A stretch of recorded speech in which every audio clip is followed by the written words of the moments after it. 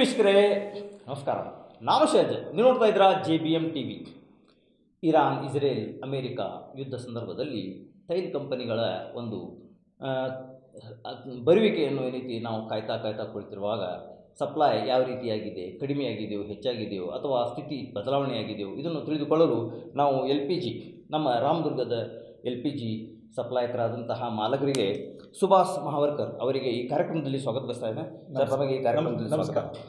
Sir, ಪ್ರಪ್ರಥಮವಾಗಿ ಹೇಳಬೇಕಾಗಿದ್ದು ಏನಂತಂದರೆ, ಊಹಾಪೋಹೆಗಳು ತೈಲ ಕಂಪನಿ ಸಪ್ಲೈ ಮಾಡ್ತಾ ಇಲ್ಲ ಅಥವಾ ಗ್ಯಾಸ್ ಕಡಿಮೆ ಬರ್ತಾ ಇದೆ, ಈ ರೀತಿಯಾದಂತಹ ಒಂದು ಊಹಾಪೋಹಗಳು ಬಂದಿವೆ. ಜನರು ಏನೈತಿ ಅದಕ್ಕೇನೈತಿ ಮುಗಿಬಿದ್ದು ಈಗಲೇ ನಾವು ಸ್ಟಾಕ್ ಇಡಬೇಕು, ತುಟ್ಟಿ ಆಗ್ತೈತಿ ಅನ್ನುವಂಥ ಒಂದು ಮಾತು ಕೇಳಿ ಬರ್ತಾ ಇದೆ.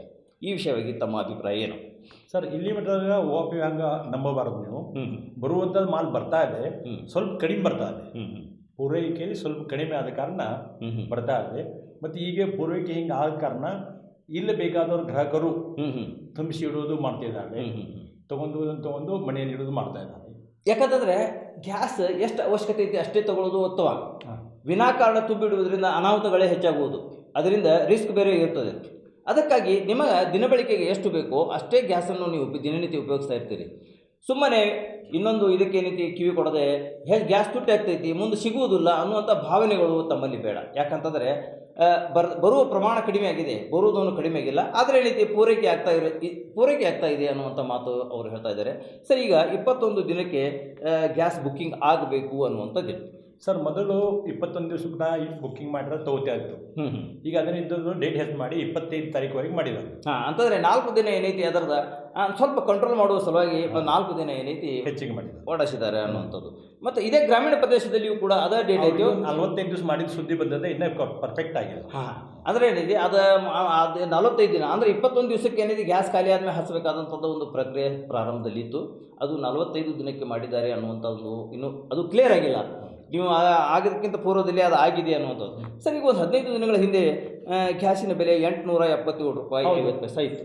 ಮಾರ್ಚ್ 7 ತಾರೀಕಿಗೆ 60 ರೂಪಾಯಿ ಪರ್ ಸಿಲಿಂಡರ್ ಏರಿದೆ.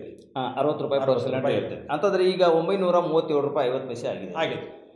ಮತ್ತೇನಾದರೂ ಮುನ್ಸೂಚನೆ ಇನ್ನೂ ಹೆಚ್ಚಾಗೋದು. ಯಾಕಂದರೆ ಜನರಲ್ಲಿ ಏನಿರ್ತೈತಿ, ಈಗ 2,000 ಆಗುವಂಥದ್ದು ಆದರೂ ಆಗಬಹುದು ಅನ್ನುವಂಥದ್ದು ಅಷ್ಟು ಆಗೋಲ್ಲ. ಯಾಕಂದರೆ ಕೆಲವು ಜನ ಏನು ಮಾಡ್ತಾರೆ ಅಂತಂದರೆ ಸಿಲಿಂಡ್ರ್ 2,000 ಆಗ್ತೈತಿ, 5,000 ಆಗ್ತೈತಿ. ಈಗ ತೈಲ ಬೆಲೆಗಳ ಕಂಪನಿ ಏನೈತಿ ನಮ್ಮ ಭಾರತಕ್ಕೆ ಏನೈತಿ ಇದನ್ನು ಬಂದ್ ಮಾಡಿದ್ದಾರೆ ಕೊಡಕ್ಕೆ ಅನ್ನೋ ಇಂಥ ಒಂದು ಅಫವಾಗಳು ಏನೈತಿ ಸೃಷ್ಟಿ ಮಾಡಿರ್ತಾರೆ. ತೈಲ ಕಂಪ್ನಿ ಬಂದ್ ಮಾಡಿಲ್ಲ, ಬರೋ ರಸ್ತಾದಲ್ಲಿ ಸ್ವಲ್ಪ ಪ್ರಾಬ್ಲಮ್ ಸ್ವಲ್ಪ ಸ್ಲೋ ಹಡಗುಗಳು ಬರ್ತಾವೆ. ಈ ರೀತಿ ಆದಂಥ ಒಂದು ಜನರಿಗೆ ನಾವು ಯಾಕೆ ಇಲ್ಲಿಗೆ ತಮಗೆ ಕರೆಸಿ ನಾವು ಹೇಳ್ತಾ ಇದ್ದೀವಿ ಅಂತಂದರೆ, ಜನರಲ್ಲಿ ಒಂದು ಆತಂಕದ ಸೃಷ್ಟಿ ಆಗ್ತಾ ಇದೆ. ತೈಲ ಕಂಪನಿಗಳು ನಮಗೆ ತೈಲ ಪೂರೈಸ್ತಾ ಇಲ್ಲ, ಪೆಟ್ರೋಲ್ ದರ ಏರ್ತಾ ಇದೆ, ಡೀಸೆಲ್ ದರ ಏರ್ತಾ ಇದೆ, ಗ್ಯಾಸ್ ದರ ಏರ್ತಾ ಇದೆ ಅನ್ನುವಂಥದ್ದು ಈ ರೀತಿಯಾದಂಥ ಒಂದು ಕೇಳಿಬರ್ತಾ ಇದೆ. ಆ ವಿಷಯವಾಗಿ ಜನರಿಗೆ ಸಾರ್ವಜನಿಕ ಪಡಿಸಲಿಕ್ಕೆ ತಮಗಿಲ್ಲಿ ಕರೆದಿದ್ದು. ಮೇಲಾಗಿ ಕೇಳಬೇಕಂತಂದರೆ, ಈಗ ಕಮರ್ಷಿಯಲ್ ಅಂಗಡಿಗಳಿಗೆ ಬೇಕಾದಂಥ ಗ್ಯಾಸ್ಗಳು ಅವು ಈಗ ಬಹಳ ತುಟ್ಟಿಯಾಗಿವೆ. ಬೆಂಗಳೂರಲ್ಲಿ ಏನಂತೂ ಈ ಕೊಡಕ್ಕನ್ನು ಬಂದ್ ಮಾಡಿಬಿಟ್ಟಿದ್ದಾರೆ ಅನ್ನುವಂಥ ಮಾತು ಕೇಳಿಬರ್ತದೆ. ಇದು ರಾಮದುರ್ಗದಲ್ಲಿ ಏನು ಪರಿಸ್ಥಿತಿ ಇದೆ? ಸರ್, 7 ತಾರೀಕಿಗೆ ಎಲ್ಲ ರೇಟ್ ಏರಿದ್ದು ನಿಜ. ಕಮರ್ಷಿಯಲ್ ಸಹ 114 ರೂಪಾಯಿ ರೇಟ್ ಏರಿತು. ಆದರೆ ನಮ್ಮ ಸ್ಟಾಕ್ ಇರೋದ್ರಿಂದ ನಾವು 10 ತಾರೀಕುವರೆಗೆ ಎಲ್ಲರಿಗೂ ಕೊಟ್ಟಿವಿ, ನಿನ್ನೆಯೂ ಕೊಟ್ಟಿವಿ, ಇವತ್ತು ನಮ್ಮ ಸ್ಟಾಕ್ ನಿಲ್ಲಾಯಿತು. ನಮ್ಮ ಕೇಳಿದ್ರೆ ಕಂಪ್ನಿಯವರು ಕೊಡ್ತೀನಿ ಅಂತ ಹೇಳ್ತಾ ಇದ್ದಾರೆ, ಯಾವಾಗ ಕೊಡ್ತಾರೆ ನೋಡಬೇಕು. ಅಂದರೆ ಬರುವ ತನಕ ಏನೈತಿ ಸಹಕರಿಸಬೇಕು ಅನ್ನುವಂಥ ಮಾತು. ಈಗ ಒಂದೇ ಒಂದು ಮಾತು ಹೇಳಬೇಕಂತಂದರೆ, ಗ್ರಾಹಕರಿಗೆ ತಾವು ಏನು ಹೇಳಬಯಸ್ತಾ ಇದ್ದೀರಿ? ಏನಿಲ್ಲ, ತಮಗೆ ನೀಡಿದ್ದಷ್ಟು ಬುಕ್ಕಿಂಗ್ ಮಾಡಿ ತೊಗೋಬೇಕು. ತಮ್ಮ ಸಿಲಿಂಡರ್ನು ಬೇರೆದವರಿಗೆ ಕೊಡಬಾರ್ದು. ಯಾಕೆಂದರೆ ಆ ಸಿಲಿಂಡರ್ ತೊಗೊಂಡು ಹೋಗಿ ಮನ್ಯಾಗ ಅವ್ರು ಏನಾದ್ರೆ ನೀವೇ ಹೊಣೆ ಆಗ್ತೀವಿ.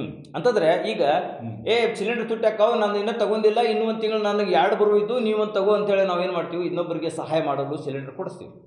ಆವಾಗ ಯಾವುದೇ ಥರದ ಅನಾಹುತವಾದರೆ ಯಾವ ವ್ಯಕ್ತಿ ಸಿಲಿಂಡರ್ ಪಡೆದುಕೊಂಡಿರ್ತಾನೋ ಆ ವ್ಯಕ್ತಿ ಅದಕ್ಕೆ ಹೊಣೆಗಾರ ಆಗ್ತಾನೆ. ಮತ್ತು ಮೇಲಾಗಿ ಕಾನೂನಾತ್ಮಕವಾಗಿ ಆ ವ್ಯಕ್ತಿಗಳ ಮೇಲೆ ಕ್ರಮ ಕೂಡ ಕೈಗೊಳ್ಳಲಾಗುವಂಥದ್ದು. ದಯವಿಟ್ಟು ಏನೈತಿ ತಮಗೆ ಅವಶ್ಯಕತೆ ಬಿದ್ದಾಗ ಮಾತ್ರ ಬುಕ್ಕಿಂಗ್ ಮಾಡಿ. ಇನ್ನೊಬ್ಬರಿಗೆ ನಂದು ಉಳಿದೈತಿ ಅದನ್ನು ನೀನು ತಗೋ ಅನ್ನುವಂಥದ್ದು ಎಲ್ಲಿ ಭ್ರಮೆ ಬೇಡ. ಯಾಕಂತಂದರೆ ರಿಸ್ಕ್ ಕೂಡ ಅಷ್ಟೇ ಇದೆ. ಎಚ್ಚರಿಕೆ ಜೀವನ ಅನ್ನುವಂಥದ್ದು ಇದರಲ್ಲಿ. ಯಾಕಂದರೆ ಅದು ಸ್ಫೋಟಕ ವಸ್ತು, ಯಾವುದೇ ರೀತಿಯಿಂದ ಸ್ವಲ್ಪ ತಪ್ಪಿದರೆ ಏನೈತಿ ದೊಡ್ಡ ಅನಾಹುತಗಳು ಕೂಡ ಆಗುವಂಥ ಸಂಭಾವನೆಗಳಿರ್ತವೆ. ಅದಕ್ಕೆ ತಮ್ಮ ಸಿಲಿಂಡರ್ ತಾವೇ ತಮಗೆ ಸಂಬಂಧಪಟ್ಟಂಥ ನಂಬರನ್ನು ಹಚ್ಚಿ ಪಡೆದುಕೊಳ್ಳಬೇಕಂತೇಳಿ ಅವರು ವಿನಂತಿಸ್ಕೊಳ್ತಾರೆ. ಸರ್, ತಮ್ಮ ಅಮೂಲ್ಯವಾದಂಥ ಸಮಯ ನಮಗೆ ಕೊಟ್ಟಿದ್ದೀರಿ. ಮತ್ತು ಈಗಾಗಲೇ ಇನ್ನೊಂದು ಏನೈತಿ, ಮತ್ತು ಈಗ ಮೀಟಿಂಗ್ ಕರಿಬಹುದು, ಡಿ ಸಿ ಅವ್ರು ಕರಿಬಹುದು ಅಥವಾ ಕಮಿಷನರ್ ಕರಿಬಹುದು, ಇನ್ನು ಈ ರೀತಿಯಾದಂಥ ಒಂದು ಇತ್ತು. ಕರೆದ ಮತ್ತೆ ಇದು ಅಪ್ಡೇಟ್ ಮಾಡ್ತೀನಿ. ಅಂತಾರೆ ಮೇಲಾಧಿಕಾರಿ ಏನೋ ಒಂದು ವಿಷಯ ಹೇಳ್ತಾರಪ್ಪ ಅಂತಂದರೆ ನಮ್ಮ ಸಾರ್ವಜನಿಕ ಪಡಿಸಲಿಕ್ಕೆ ತಾವು ನಮಗೆ ತಿಳಿಸ್ಬೇಕಂತೇಳಿ ತಮಗೆ ಕೋರ್ಕೋತೀವಿ. ಮತ್ತು ಗ್ರಾಹಕರಿಗೆ ಬುಕಿಂಗ್ ತೊಂದರೆ ಆದಲ್ಲಿ ನಮ್ಗೆ ಭೇಟಿಯಾಗಿ ಬುಕಿಂಗ್ ಮಾಡ್ಕೋಬಹುದು. ಯಾಕಂದ್ರೆ ಸಹಾಯ ಮಾಡ್ತೀವಿ, ಬುಕಿಂಗ್ ಮಾಡಿ ಸಹಾಯ ಮಾಡ್ತೀವಿ. ಯಾಕಂದ್ರೆ ಈಗ ಆನ್ಲೈನ್ ಮ್ಯಾಗ ಏನೈತಿ, ಕೆಲವೊಮ್ಮೆ ತಗೊಳಂಗಿಲ್ಲ, ಬಿಜಿ ಬರ್ತೈತಿ ಅಥವಾ ಫೋನ್ ಬಂದಿರ್ತಾವೆ, ಯಾವುದೇ ರೀತಿ ತೊಂದರೆ. ಇದು 3 ದಿವಸ ಬಿಜಿ ಬರ್ತಾನೆ, ಇಂಟರ್ನೆಟ್ ನಾಳೆ ಕ್ಲಿಯರ್ ಆಗ್ಬೋದು. ನಾಳೆ ಕ್ಲಿಯರ್ ಆಗ್ಬೋದು. ತಮಗೇನಾದರೂ ಆ ರೀತಿ ತೊಂದರೆ ಆಗ್ತಾ ಇದೆ ಅಂದರೆ ನೇರವಾಗಿ ಆಫೀಸಿಗೆ ಬಂದೇನೆ ಭೇಟಿಯಾಗಿ ಇದನ್ನು ಮಾಡಿದ್ರು ಅಂತ ಇಂಥ ಮಾತುಗಳಿಗೆ ಕಿವಿ ಕೊಡದೆ ಈ ವಿರಳವಾಗಿರಿ, ಸಂತೋಷವಾಗಿರಿ. ಯಾವುದೇ ಥರದ ಭಯದ ವಾತಾವರಣವಿಲ್ಲ, ಸಂತೋಷದಿಂದ ಯಾವುದೇ ಒಂದು ಏನೂ ಇದ್ದರೂ ಸಹಿತ ಕೂಡ ನಮಗೆ ಅವರು ಮಾಹಿತಿಯನ್ನು ಕೊಡ್ತಾ ಇರ್ತಾರೆ, ನಾವು ಪ್ರಸಾರ ಮಾಡ್ತಾ ಇದ್ದೇವೆ. ಸರ್, ತಮ್ಮ ಅಮೂಲ್ಯವಾದಂಥ ಸಮಯ ನಮಗೆ ಕೊಟ್ಟಿದ್ದಕ್ಕೆ ತಮಗೂ ಕೂಡ ತುಂಬ ಹೃದಯದ ಧನ್ಯವಾದಗಳು. ಪ್ರಿಯ ವೀಕ್ಷಕರೇ, ಈ ರೀತಿಯಾದಂಥ ಒಂದು ಮಾಹಿತಿ ಅವರು ನೀಡಿದ್ದಾರೆ. ತಾವು ಇದರ ಬಗ್ಗೆ ತಿಳಿದುಕೊಂಡಿದ್ದೀರಿ. ಮಕ್ಕಳನ್ನು ಪ್ರೀತಿಸಿ, ಹಿರಿಯರನ್ನು ಗೌರವಿಸಿ. ನಮಸ್ಕಾರ. ವಂದನೆಗಳು.